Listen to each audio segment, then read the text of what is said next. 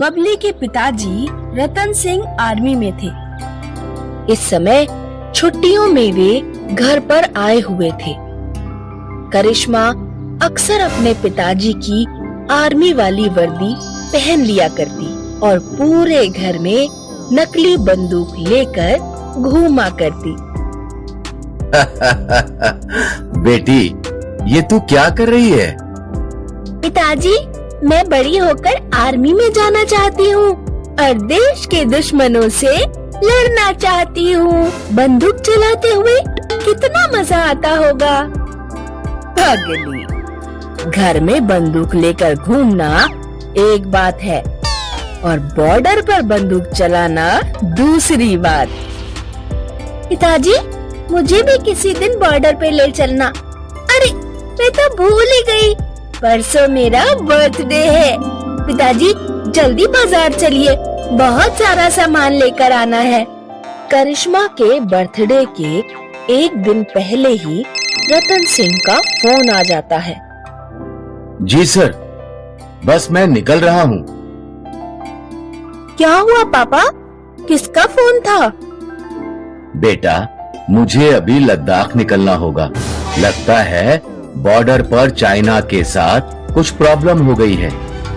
पिताजी, क्या आप एक दिन और नहीं रुक सकते? मेरा बर्थडे मनाकर ही जाते। नहीं बेटा, मुझे जाना होगा। आर्मी वालों के लिए सबसे पहले उनकी ड्यूटी, उनका देश महत्वपूर्ण है। करिश्मा आंखों में आंसू लिए अपने पिता को गुड बाय कहती है। रतन सिंह लद्दाख में चीन की सीमा से लगे अपने कैंप पर पहुंचते हैं। रतन सिंह, मैं तुम्हारा ही इंतजार कर रहा था। अरे राम बहादुर, तुम कब आए? मैं 2 दिन पहले ही यहाँ पहुंच गया था। क्या बॉर्डर पर कुछ हुआ है? हाँ, चीन के कुछ सैनिक हमारी सीमा में घुस आए हैं। आज शाम को चीन के साथ मीटिंग होगी। इंडिया के आर्मी ऑफिसर की चाइना के ऑफिसर से बात होती है। दोनों देशों में ये सहमति बनती है कि कोई किसी की सीमा में नहीं घुसेगा। रतन सिंह और बाकी आर्मी ऑफिसर कैंप में वापस आ जाते हैं।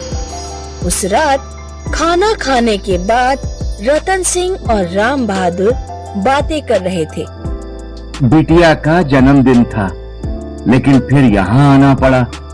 राम बहादुर, अगर कभी ऐसा हो जाए कि मैं वापस लौट कर ना आऊं, तो ये सूट सलवार का कपड़ा मेरी बेटी तक पहुंचा देना।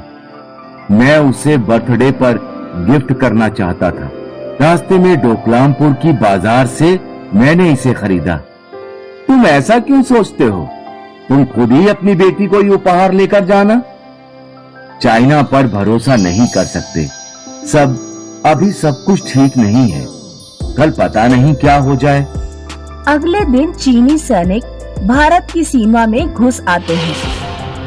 भारत और चीन के सैनिकों के बीच झड़प हो जाती है। रतन सिंह सहित भारत के कुछ सैनिक शहीद हो जाते हैं और राम बहादुर घायल हो जाता है। सेना की टुकड़ी घायल सैनिकों को कैंप में ही छोड़कर चीन की सीमा में घुसती है और उनके कैंप पर हमला करती है। भारत और चाइना के बीच लड़ाई छिड़ जाती है। दोनों तरफ से सैनिक शहीद होने लगते हैं। उधर कैंप में खाने का सामान खत्म होने लगता है। मेरा दोस्त रतन सिंह शहीद हो गया और मैं यहीं पर बैठा पड़ा हूँ। तुम घायल हो राम बहादुर। ठीक है, अगर मैं मोर्चे पर जाकर कुछ नहीं कर सकता तो ना सही, लेकिन दूसरी तरह से सेना की मदद कर सकता हूँ। सेना के कैंप से कुछ किलोमीटर दूरी पर डोकलामपुर नाम का गांव था। सीमा पर अक्सर गोलीबारी होती रहती थी, इसीलिए गांव के लोग घर से बाहर कम ही निकला करते थे। गांव में आरव नाम का लड़का अपनी माँ के साथ रहता था। 5 साल पहले जब आरव के पिताजी भेड़ों को चारा खिला रहे थे तो एक तोप का गोला उनके ऊपर आ गिरा और उनकी मृत्यु हो गई। इसीलिए आरव की माँ आरव को बिल्कुल भी घर से बाहर नहीं निकलने देती थी। मैं भेड़ों को लेकर जंगल में जा रहा हूँ। तेरा दिमाग खराब हो गया है। सीमा पर युद्ध चल रहा है, गोली लग गई तो तू भी अपने पिताजी की तरह मर जाएगा। मैं घर में बैठे बैठे बोर हो रहा हूँ, मुझे नहीं पता, मैं जा रहा हूँ। आरव अपनी माँ की बात नहीं सुनता और भेड़ें लेकर जंगल की ओर चल पड़ता है। रास्ते में उसे राम बहादुर मिल जाता है। बेटा, मैं सेना के कैंप से आ रहा हूँ। कैंप में खाना खत्म हो गया है, क्या तुम्हारे गांव के लोग मदद कर सकते हैं? आरव राम बहादुर को लेकर गांव में पहुंचता है। सुनो सुनो गांव वालों, कैंप से एक सैनिक आया है, हमें उसकी मदद करनी चाहिए। चीन और भारत के बीच युद्ध चल रहा है, हमें अपने देश की मदद करनी चाहिए। जिसके घर में जो भी खाने को हो लाकर सैनिक को दे दो। गांव वाले रतन सिंह को खाने का बहुत सा सामान देते हैं। गांव के कुछ युवा राम बहादुर के साथ जाकर युद्ध में मोर्चा संभालने की बात कहते हैं।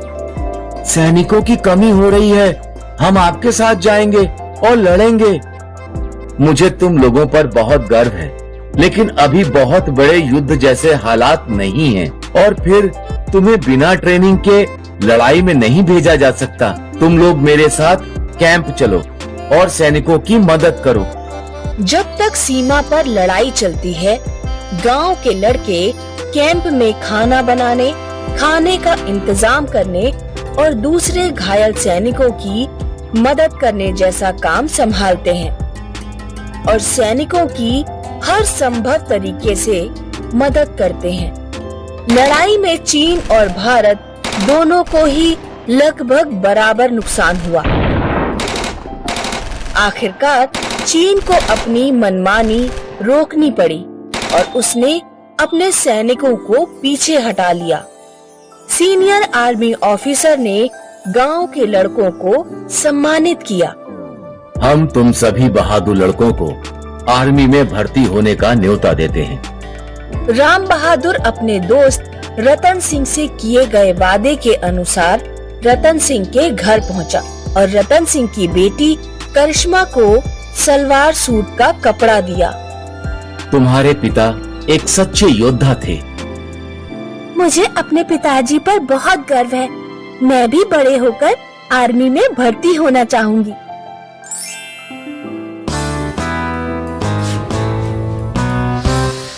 ये है रिटायर्ड जनरल भीमसेन जी। वैसे तो ये रिटायर्ड हैं, लेकिन अब भी इनकी मेजर वाली ठाठ है।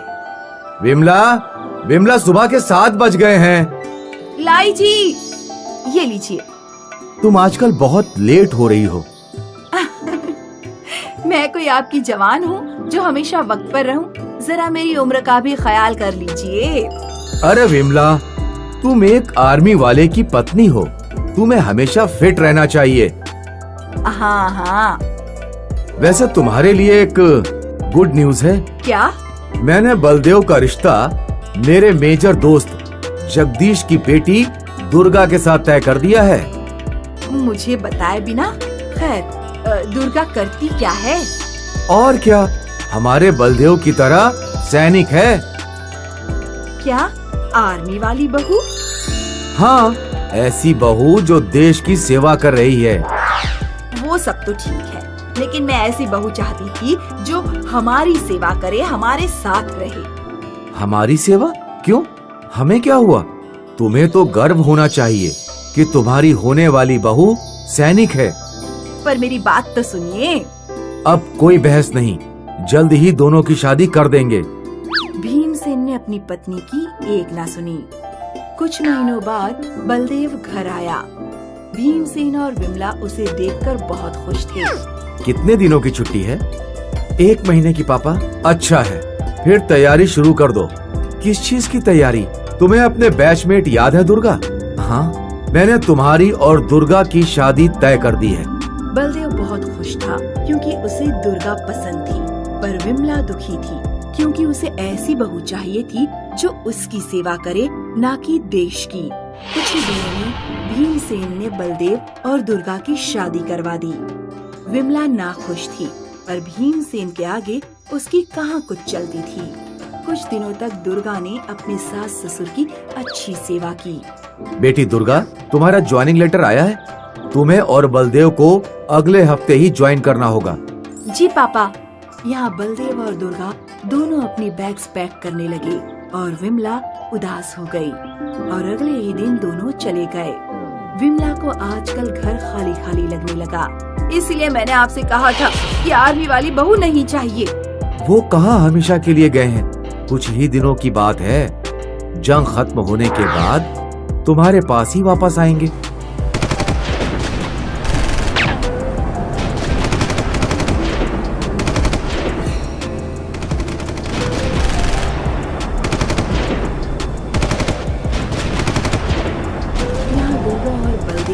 और उनके कुछ साथी आतंकवादियों से लड़ रहे थे। बलदेव बहुत बहादुरी से आगे बढ़ा, पर वो दुश्मनों की गोलियों से घायल हो गया।